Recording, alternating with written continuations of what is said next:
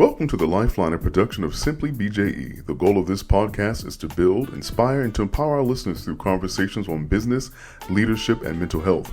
We invite you to follow us on Facebook, Instagram, and at www.simplybje.com/The Lifeline. Now, let's tune in for today's episode. Good morning, top of the day, everyone, and welcome to another episode of The Lifeline. A lot of people believe their biggest obstacles are external: money, opportunity, the system, or maybe timing. But what if the real issue was internal? Today's conversation is about the lie that keeps people broke, not just financially, but mentally, emotionally, and spiritually. We're joined by Fredrick Douglas Bussey, entrepreneur, creative, coach, and author of The Lie That Keeps You Broke, 30 Days to Crush Imposter Syndrome and Go From Purpose to Profit. We're your hosts, leadership consultant and mental health advocate Barry J. Elliott, life strategy and entrepreneur Bo Powell, and social media influencer and owner of the For Real brand Lynchburg Petaway. Like and subscribe and share this episode on YouTube, Facebook, Instagram, and TikTok, especially with someone who feels stuck but can't explain why. So, hey, man, Fredrick, welcome back to the show. Man, so glad to have you. Excited to have this conversation this morning. How you doing, brother? I'm doing well, guys. Good to see you guys again. Good to have you back, brother. I have to bring my A game in terms of dress. You guys got the memo. Man, come on, man. See, you got the memo. Yes, Come on, man. We turtleneck down, man. We all, man. So you're on point this morning. So, I mean, I was excited to get into this conversation. You know, Fredrick, when you say the lie that keeps people broke, let's talk about that. What lie are you actually talking about, and why do so many people believe it? Well, thanks again for having me, guys. One of the things that I realized when I wrote my first book, Breaking Orbit, Rip Out of the Regular by Unearthing the Power Within, shameless plug, was that as much as people want to believe the best about themselves, there are things that are buried inside us that some people have implanted there. Somehow we believed as children, whatever the case may be. And we've adapted to those things as truth. In reality, they're lies. We're all spiritual men, believers in God. We understand the enemy is always putting things in our path, conditioning us, etc., to tell us that things that are opposite of what God wants us to believe about ourselves and know about ourselves. And so there's actually not just one lie, right? It all manifests from one root, but it can manifest in multiple lies that we believe about ourselves. And so as many people as there are on earth, there are people who can believe a different one. And so this book just kind of breaks down different beliefs that keep us broke, right? There's different lies that keep you stuck in different areas, no matter where they are. But this one is talking about how you can overcome those, uninstall those lies, and what you can do to be able to turn your life around in a way that gives you the momentum that you're really looking for. Yeah. I know the book really kind of centers around imposter syndrome. And I know a lot of people who are looking to attain levels of success deal with that, whether they admit it or not. And so, it shows up pretty much in everyday life, especially for people who are talented, very capable. And they look like they're doing fine. So how does that really show up when you say, imposter syndrome? How does that really show up in everyday life, and how can we recognize it? Well, for one, realizing that imposter syndrome isn't really a thing. Well, it's a term that people have adopted when they feel stuck, right? It's funny how things get into popular culture and we start to believe it. So if I told you that you had cancer, but you didn't know what cancer was, but then everybody started walking around saying, I think I have cancer. And you said, well, I think I have it too. And you just adopt that, right? But what if cancer didn't really exist? Well, imposter syndrome doesn't really exist. It's just the thing that we tell ourselves that we're pretending to be something that we're not. And that's how we feel. And you feel that way because you don't really know exactly who you are. You don't really know what's special about you. You don't really know. You don't feel qualified. But what does feeling have to do with reality, right? And so when we adopt this feeling is what we give it, that label. And that's one of the things I want to unpack here. I don't really say it explicitly in the book because the other thing is that most people, if you tell them that they're not suffering from a thing that they feel that they are, they'll resist it. They'll fight for it. right? And we've been taught to fight for our limitations instead of our dreams. And so one of the things that we want to be able to do is really unpack those lies that allow you to be able to get that clarity about who you actually are and how you can step into it. Uh, Science tells us that negative thinking is 4 to 7 times more powerful than not thinking at all. And a lot of times we think we have to think positive thoughts and affirmations, and those things are valuable, right? Hmm. But if you just were a baby coming into this world, you have no limiting beliefs. You don't know anything. And children are not, they're taught to be afraid of these different things that we believe that, so you need to have these limitations. So when they come into this world, they have a clear mind, they have clear thinking. If you told them they could do anything, they will believe you, right? Right. So now when we get to be older and we believe that we're faking it or whatever the case may be, well, where did that come from?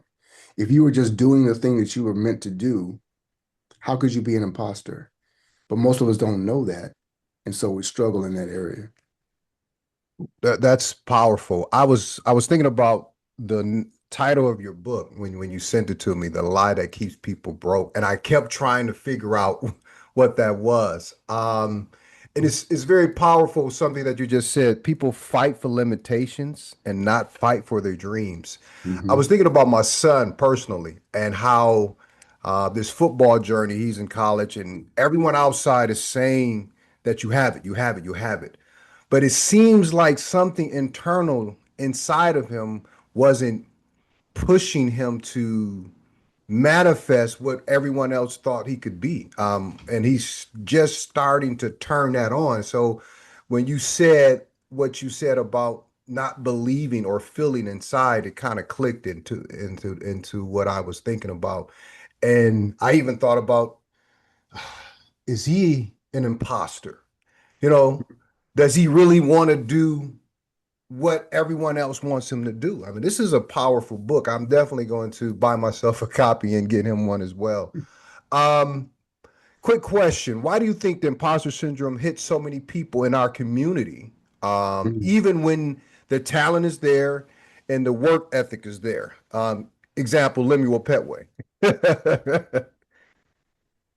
So again, it goes kind of back to so the lie that keeps you broke is based on my first book, Breaking Orbit. Breaking Orbit talks about how to discover the power of your gift. Your gift is your unique capacity to impact the world in a singular and powerful way. Most people have never been taught what's special about them. We've been taught, for instance, that a genius is someone who is special, unique, rare, etc. But in ancient times, the people believed that every child was born with their own Yeah, genii, yeah. spirit attended at birth. Inherently, we are all created in the image of God. We all have that spark of creativity. We all have that inner divinity. So there's something about us uniquely that reflects God in all of his ways.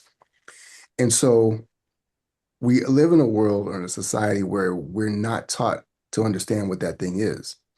And then if you bring it, translate it more to Black people, African American, but Black people, I would say globally, there is another lie that's been perpetuated that says that those of a lighter hue are more special, they're more honored. We are the ones that are meant to be oppressed. And then we perpetuate a lot of those lies internally, culturally, right?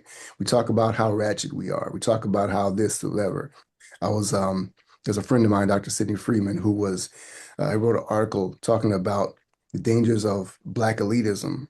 Not the dangers of it, but that the dangers of people believing that Black elitism is not a thing, and that Black elitism is actually related to this idea of white elitism, right? And so it's pegged as this equal or reflective version of that, but that it's different than being Black in general. And Right. so we battle with those things, right? Um, there's no reflection on, say, someone of a different race who decides to show up in jeans and a t-shirt based on how much money they have, right? So they can go into a certain restaurant, drive a certain car, be in a certain neighborhood, but we are always, I used to say, there's never a day you wake up and you don't know you're not Black, right? You always know and you're reminded of that constantly. You flip on your phone, you read the news, you watch a video, there's another person of another hue. Even if you're consuming your own content, you're still doing it through the lens of a majority culture and being in a minority. And it's very interesting because we actually exist in a world where 98%, 97%, 93% of the people on this planet are people of color. Right. And yet we are somehow believing that we're in the minority, which is another lie, right? So these things are subtle, they're pervasive, and they constantly assault our mindset. And so you have to be resilient, you have to be fortified in your thinking, as we call it, mental variance. You got to be able to keep that high because there are a lot of thoughts that are going to pound at your brain day in and day out, over and over again. And so you want to be able to have the weaponry and the armor to withstand those thoughts. Yeah, you mentioned something about showing up with a t-shirt and jeans on and Mhm. knowing your worth. I was talking to a friend of mine, and he was talking about he went to this restaurant in a very exclusive neighborhood, and the fact that he was comparing what he had on to the others.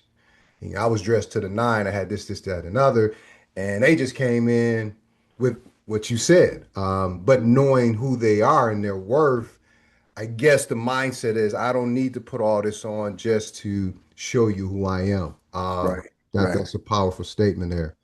Let me ask you this. How do people confuse external obstacles, right, Mhm.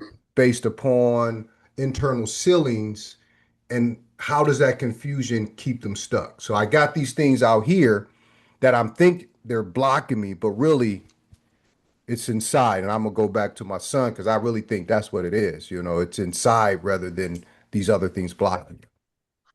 So I think it's two things. One is before I was writing The Lie That Keep You Broke, I actually was working on another book called Anti-Beliefs.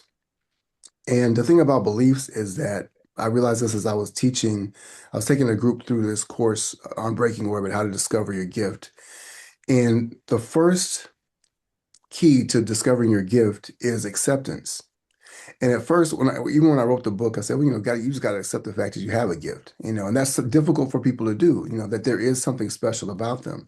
But the reason for that lies in the fact that beliefs exist inside us like solid objects, right? But they're invisible. So it's not something that you walk around saying, I believe this. For most people, because it's invisible, it's just how reality is to them. Therefore, the things that you can't do are real to you. These are actual limitations inside you. Now you have something outside that you want to be able to achieve, but a lot of times people believe I have to overcome my own limitations. Not that I am actually gifted in this ability to be able to achieve this thing or be this thing, etc. And so in the anti-beliefs, we talk about how to uninstall those things and install different beliefs, right? The core belief being that you are something that is special, that is gifted, that is powerful, that is unique, that is valuable. All those things go hand in hand. And then the second part of that is alignment. People use that word a lot now, but in essence, if you think about your car driving down the road and it's driving, but the wheels are wobbling because you need an alignment, right? Like, Petaway, you know this very well, Yeah. selling cars, right? So Right. people come in with the trade-ins or they come back for repairs and like, I need an alignment because my car is pulling to the left or pulling to the right. You're wearing Right. out your tires. There's all these different ways where you start to wear yourself out. It feels hard to go and do a thing, right? And so we actually believe that life is hard, that it has to be hard because we struggle so much in what we're doing. And the struggle is because we're not aligned with who we were created to be. And Mhm. if you are naturally aligned with that, you know, it's one of the things that's it's funny is that your teachers will tell you if you're acting out in class, like stop following the crowd, be yourself. Right. Right. But there's no class in the world that teaches you how to be yourself, right? So who am I? If I was truly myself and I knew that being myself was enough, why would I ever be struggling with trying to be somebody else, like someone else, overvaluing others over myself, my own unique contributions to the world? So I think that those are the two core reasons why we struggle: misalignment and not understanding exactly who we are. So I know it's in the book, but I know we have to buy it. Can you give us one strategy? Just give us one. Give the listeners one strategy. What can we do? To uninstall the lies? Well, Yeah. the first part is understanding what the lie is, right? That's a huge part of it because again, beliefs are invisible, right? These lies show up and they're reality to most of us. So for instance, the lie of average. Mhm. Most people believe that they are supposed to be average. We're compacted towards the middle. And so we celebrate the valedictorian and salutatorian because they're the top of their class, etc. Everybody else is lumped somewhere towards the middle, right? The middle might be A's and B's, but that's the middle compared to everyone else. So the average. Yet the average is not a thing. Because why can't you be the best that you can be? And if you're gifted, right, the most rare number in the world is one. There's only one of you. This is why we mourn people so much when we lose them, because I can never get that person back Person. again. Well, what makes that person so valuable? The things that only they can contribute to this world, which means that if you're the rarest version of a human being, one, how could you be average? Right? There is no average we average mathematically across human beings, but if there's only one of you and you were the best in the world at what you did, I'm the only one. There is no average, right? There's Right. only one Bo, there's only one Pedway, there's only one Fredrick. So if that's the case, and we lean into that, then we can always be raising the bar, setting a higher standard for ourselves. So we don't have to settle for average. But if we believe that average is where we're supposed to be, or average is what we are, I'm just like everybody else. There's nothing special about me. Mhm. That's a very pervasive lie because many of us, especially, are afraid to raise our hands. In England, they call it tall poppy syndrome, right? Where they just chop everybody down who has the audacity to raise their hand and say, I'm special. I can do this." Ambition is not a thing there. You'll hear many entrepreneurs over there talk about that. And so here, there's another version of that, and we chop that down. We call it being average, being, a good citizen, regular guy, whatever the case may be. But how many of us really are lauded, right? And what I mean lauded, not just the accomplishments at work, but the idea that I'm inherently special and unique, not just because of the things that I do, but the things that I do are not based just on how hard I work, but are actually on the reflection of who I am as a person. Person, right. Good. Powerful, man. As you were talking, it seems like, you know, when we start talking about the lies and things of that nature, it's based on kind of what the things we put value on and we Hmm. measure ourselves by. Right. And when we start talking about these lies, it's not that they basically had any power in and of themselves outside of our acceptance or belief of it, if I'm hearing you correctly. So, I think that's powerful. And one of the things I've loved about the book, I've started reading the book, is it really forces you, if you really, take advantage of the questions at the end, to really Mhm. start to think through these things. And I believe that's how you begin to break it down. You start to accept what's true and what's not true. So very, very Mhm. powerful conversation, which leads me to this, because, when you talked about being in alignment, a lot of people feel like they're walking in purpose, you know, but even in that, they're still financially stressed. So Mhm. where does, these lies, where do you feel like the disconnect between, them walking in purpose and them being profitable at the same time? What's happening there, do you believe? So there's a subtle word that you use there that we assume Hmm. that we understand, and that word is purpose, right? Mhm. So I talk about it in Breaking Orbit, and it just kind of gets illuminated a little bit more in the lie that keeps you broke. One of the things is we believe is that purpose is this thing that exists outside of us, right?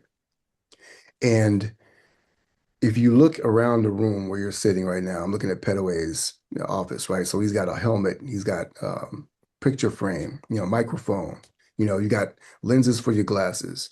All of those things were manufactured with intention they all have a purpose, a function, right?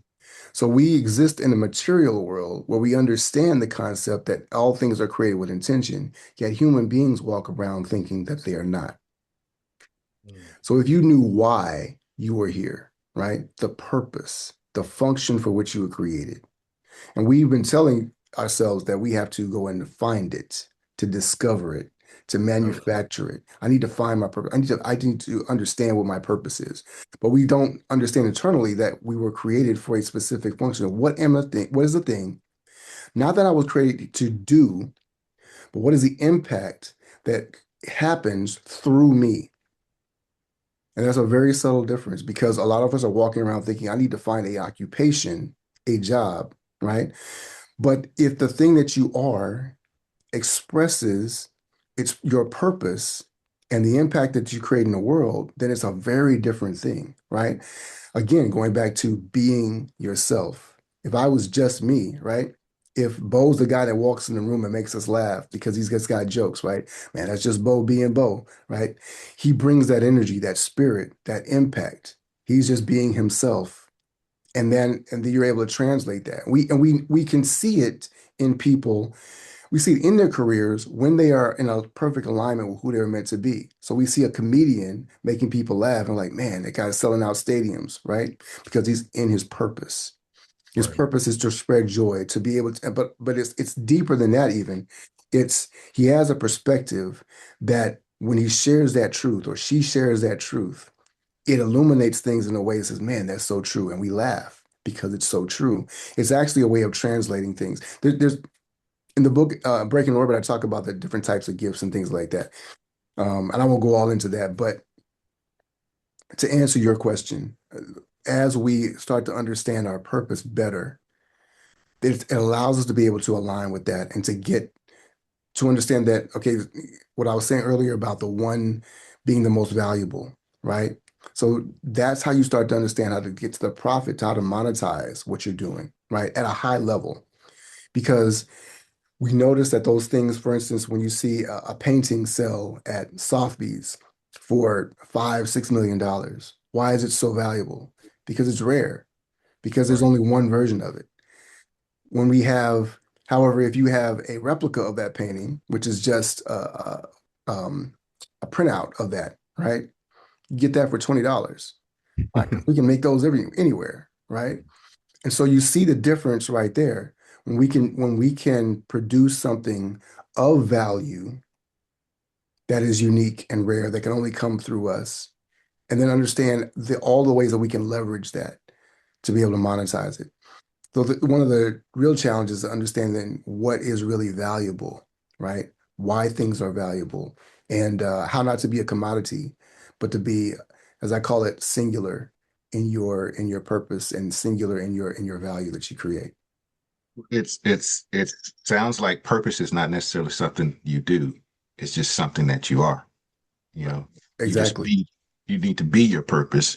And I believe a lot of times because it makes me think about, the woman in Second Kings 4 when she was in debt and they were about to take her kids and the prophet asked her, what does she have? And the first thing she said was, I don't have anything. We tend to sometimes, like you said, we devalue our gifts, because they are not because we in our society we've highlighted certain things as very special, and Right. if I'm not doing that or if I don't have that, that means I'm not as valuable or special. So one of the things we really have to accept, like you said earlier, is just accepting who we are. And Mhm. once we can accept that, embrace that, then we can see the value in that, and once we see the value, then it becomes valuable in the world.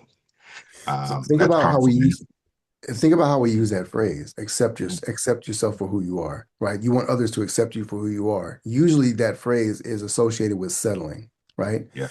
Don't Mhm. like just accept me with my flaws and everything. It doesn't Right. mean accept how special I am, right? Our Mhm. exception. We don't say well, I just because we just got to accept LeBron James for who he is, right? We just got to we worship and marvel at these people at this height of their success because we feel like they have achieved something outsized, an outlier of what the average person would be able to achieve. In reality, they are fulfilling their potential just like you can fulfill your potential in a certain area.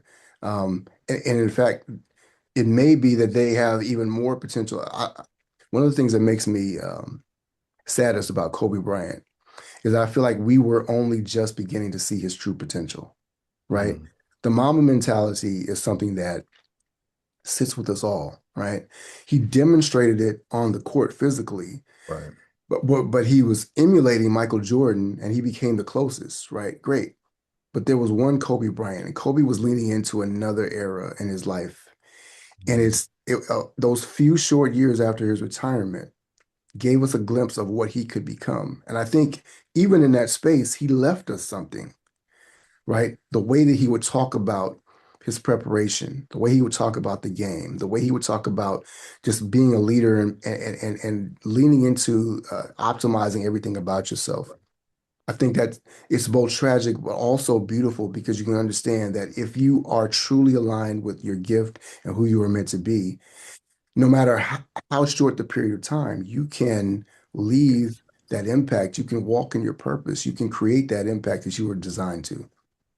yeah, that's powerful. And yeah, like you said, he was the closest to MJ, but MJ never told you what he Hmm. did. Kobe explained it and laid it out for you, and people started to buy into that mindset. And the Hmm. impact that he had with kids and business would have been, it is huge, but it would have been, just tremendous. Quick question. People are operating in their purpose, right? Hmm. But there are some subtle behaviors and patterns that signal that they're really in the imposter syndrome, even if they Hmm. don't call it that. What are some of those behaviors? Because people think they're operating in their purpose, but it's not because they went and found something to do rather than being who they are. Hmm. It shows up in many ways, different ways. Like, and again, it depends on the lie that's keeping you stuck Go back in to a particular area, because that belief is going to manifest in different ways. For instance, Um, there's a day I'm talking about that the busy imposter, right? Where you're out there grinding and hustling and trying so hard to be this thing. And so Mhm. what it can show up is in that regard is health breaking down Mhm. because you believe that this is who you have to be to produce at this level. It can be the curse of not being able to say no, right? So people ask you to do things and you're just taking on more tasks, your bandwidth gets shrunk, you don't have the capacity to be able to produce at a high level. You could also look at the what they're producing, right? So you might be really, really good at a certain thing, but it seems like you can never raise the bar enough to that elite level where you wish you were. And so that misalignment with your purpose can show up in that regard. And then there's a lot of subtle things in terms of anxiety. We're seeing that anxiety is at an all-time high now. I do believe there's possibly a result of the pandemic and some of the things that came about because of that. But I also think social media and the things that we're consuming, people are just on edge all the time and they don't know why. And there's this hum in the back of their brain that's always kind of going, there's thoughts spilling out. And that peace that people are looking for is evasive and they can't seem to grasp it. And so if you're walking around, you feel like there's just something off and you don't know what it is, right? You're working really hard, but it's not fulfilling you. You're working really hard, but you're not seeing the numbers come in. If you're in a relationship, but it just seems like you're always off and not in alignment with your partner. Those things are show up in so many different ways in our lives, and the ability to be able to unpack that is key to being able to get exactly where you want to go, the outcomes that you want, that you most desire. Wow. So you probably already answered this, but just for the record, and I think the main thing you said was identifying the lie, looking in the Mhm. mirror and getting for real with yourself. But Okay. what has to change internally before someone's external results actually change? What do you have to do inside yourself, or to yourself mentally before you see these changes outside? Oh, that's a good That question. shift can happen. We call those quantum leaps, Okay. and they can happen at different times, right? When you understand those hurdles, right, as those internal lies begin to dissolve and melt away, right? You're going to have residue sometimes, and that has to get flushed out of your system, out of your mind. But you can begin to start to see the impact of those shifts almost immediately, right? For instance, say that you discover a truth about yourself. You say, you know what? I'm just going to implement this. I'm just going to create this boundary now. And so instead of saying yes to everything, I'm going to I'm going to accept that I'm good enough as I am. I don't have to validate myself to others. So next time I have that conversation with a client or my boss, and they ask me to do something that's out of alignment or just doesn't make sense for me, for who I am, I'm going to say no, right? That's a huge shift for a lot of people because that weight off their shoulders, right? The weight of needing that external validation shows up in powerful ways. When it comes to clients, right? The belief, for instance, that they can't charge more money for their services or their product. But if you understand what's unique and valuable about it, then you'll be able to charge not just a higher price, but the most possible because you also understand that price is uh, a part of perception of value, right? It's a reflection of value. I'll give you an example. There's a mentor of mine who tells a story about a restaurant on the beach where he goes to vacation. And in that restaurant, you look on the menu and they have $1,000 hamburger on the menu. Wow. And so he went there a couple of times. And so second or third time, he asked the manager to come over and said, hey, do you ever have anybody that buys that $1,000 hamburger? He says, yeah, about once or twice a month, somebody will come in and they'll get it. And he said, the most important thing about having that burger on the menu is that they become known as the restaurant that has the $1,000 hamburger. So they set themselves apart. Now, I mean, everything else on the menu may be something you could find on any other menu at any other restaurant in the world. But they are the ones that have the $1,000 hamburger. And so Right. they separate themselves from everyone else, right? So it's the perception. But if you have that belief in yourself, well, nobody's ever going to buy $1,000 hamburger. Why would we want to, what are we going to do to make it special about that? And these are all the things that we start thinking about ourselves, about our value, right? Well, everybody can do this or anybody can do that versus what's the one thing I can do that no one else can do? And I don't have to apologize for charging as much as I do for them to have it. Because believe it or not, there's a connection between what we charge and what people pay. And for some people, paying more says more about them than about you. They say, Mm. I'm worth it, right? There are people that, for instance, they walk into the dealership and they're saying, I would never buy the lowest price car in here, right? They don't buy based on the price, they buy based on their own perception of themselves. So Right. there are people who say, I will never buy a Chevrolet or a Honda. Like there are people who say, I will never buy a BMW. I'm never buying anything below the highest luxury vehicle because Right. that's Right. who I am. They see it as a reflection of themselves. And whatever you think about that materially, when it comes to your own self-worth, you should never devalue yourself. There has to be a higher standard and there has to be a floor on that standard.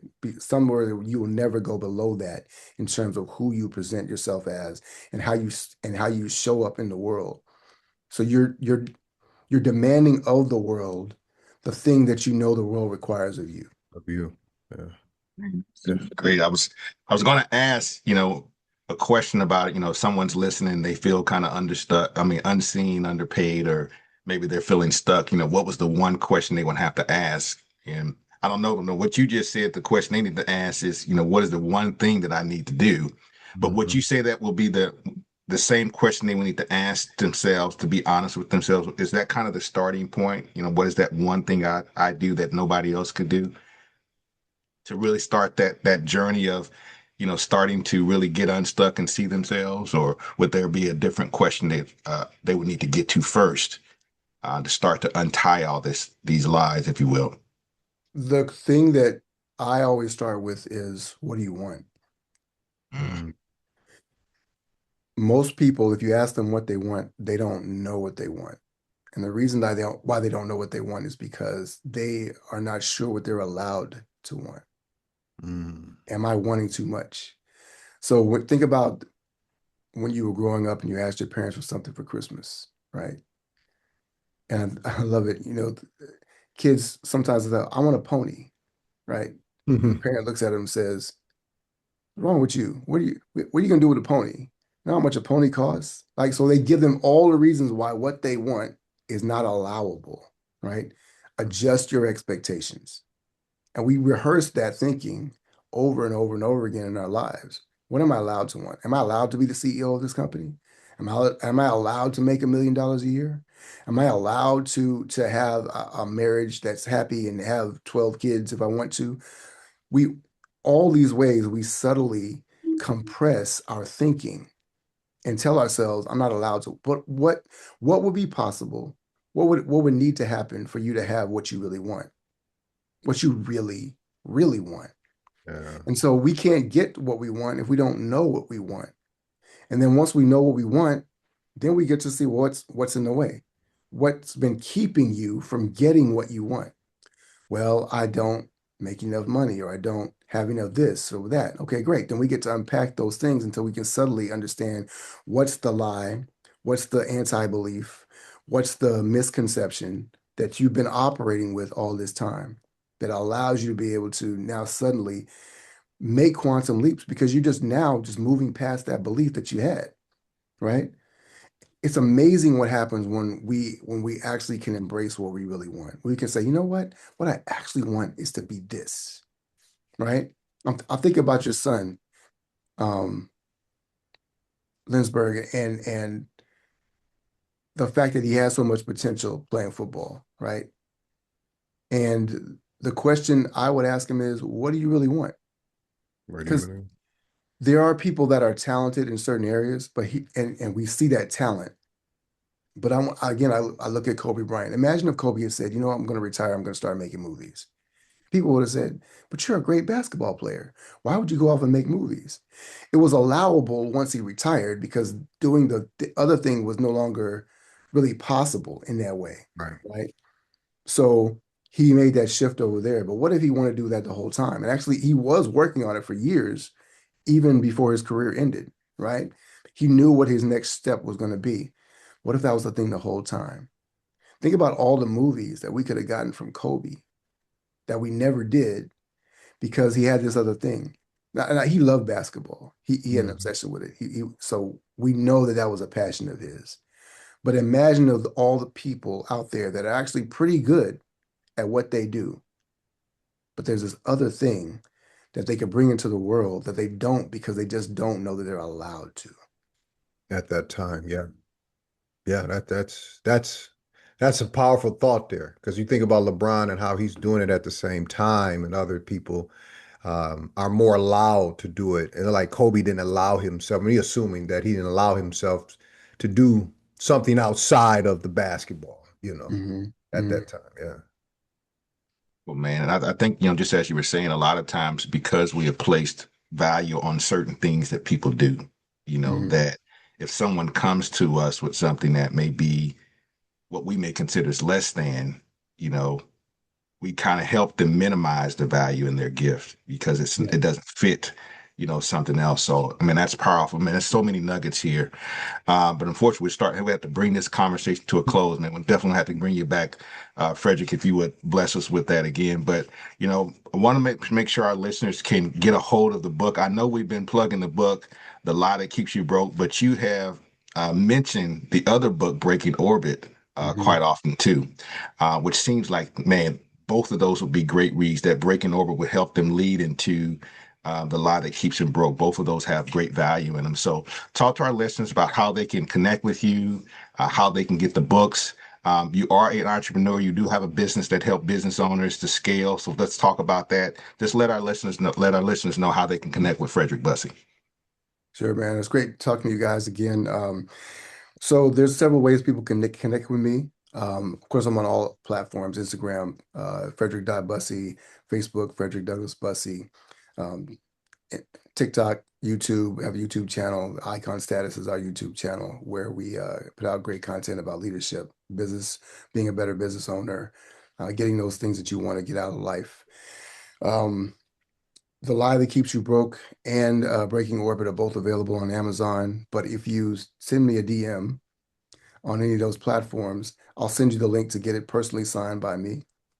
And there's even a package. It's a cheaper, so you'll get it a little bit of a discount if you come through me versus Amazon. And you can get your own personally signed copies as well. So I'll send you those. Matter of fact, I'll send you guys those links so you can share them with your audience as well. Thank you. What's up, man? We so appreciate you having this conversation with us again. To our listeners, a lot of people aren't broke because they lack talent. They're broke because they believe a lie about who they are and what they're allowed to have. This concludes another episode of The Lifeline with your host, Barry J. Elliott, Lindsberg Petway, and yours truly, Bo Powell. And today, our guest, Fredrick Douglas Bussey. Don't forget to visit us at www.simplybje.com/The Lifeline and subscribe on YouTube, Facebook, Instagram, and TikTok. You can email us at the.lifeline.podcast.tv@gmail.com. Matter of fact, I'm gonna do this back again. Let me do this conclusion again, Barry. Well, a lot of people aren't broke because they lack talent. They're broke because they believe the lie about who they are and what they're allowed to have. This concludes another episode of The Lifeline with your host, Barry J. Elliott, Lindsberg Petway, and yours truly, Bo Powell, and our guest, Fredrick Douglas Bussey. Don't forget to check us out at www.simplybje.com/The Lifeline and subscribe on YouTube, Facebook, Instagram, and TikTok. You can also email us at the.lifeline.podcast.tv@gmail.com. Again, that's the.lifeline.podcast.tv@gmail.com. We want you to know we're on a mission to bring clarity, truth, and life to you on the Lifeline because real life requires real conversations. Thanks for joining in with us this morning, and y'all take care. Have a good one. Thank you for listening to today's episode with host, business expert, and life coach Bo Powell, social media influencer and entrepreneur Lindsberg Petway, and leadership coach and mental health advocate Barry J. Elliott. Join us next week for another impactful conversation on The Lifeline. God bless.